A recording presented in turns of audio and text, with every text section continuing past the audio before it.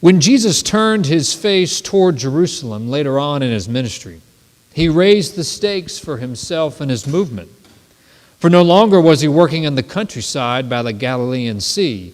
Instead, he was moving towards the center of power in Israel. And when he entered the capital during Passover on a donkey, he knew the gathered international Jewish community would hear about him as well. For even though a donkey was humble and gentle, it was also the animal Israelite kings rode on when they're going to be inaugurated as king. And as Jesus cleansed the temple on Monday and had public disagreements with the Pharisees and Sadducees later that week, crowds were becoming more fervent in their support and opposition towards him. And so when Jesus was arrested on Thursday night in the Garden of Gethsemane with the crowd around him, and one in the crowd, or Simon Peter himself, cutting off a soldier's ear, that was the moment Jesus could have lashed out in violence and led a movement against Rome and the Jewish leadership. His followers and disciples were ready. He had enough support among the crowds. The volatility of Passover and the density of Jerusalem would make it easier for success. But he didn't. Instead, he rebuked the one who cut off the soldier's ear and chastised the band of soldiers for bringing swords and clubs to arrest him. For violence never was Jesus' way, and it would be no different now.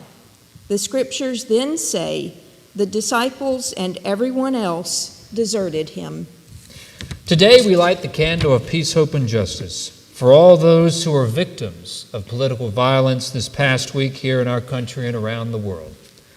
For Charlie Kirk, for those who've died in Nepal with the violent overthrow of their government, for those who died in Israel during the bus attack, those who continue to die in Gaza and Ukraine and the Sudan.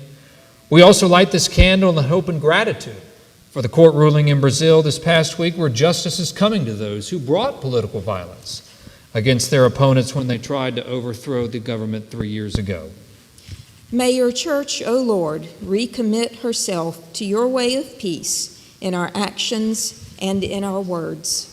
And may we find ways to witness to it in our communities around the world, inspiring others to forgive, love, and show mercy and grace to our neighbors, even when it is tough or life-threatening.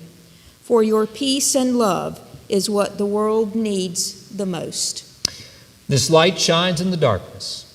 We stand in this light, resolute, knowing that the darkness has never overcome the light. Let us recommit ourselves to walking in Jesus' way of justice and light. Empower us, Jesus, to boldly use the freedom and power given to us to resist evil, injustice, and oppression in whatever forms they present themselves. Now let us prepare our hearts and minds for worship.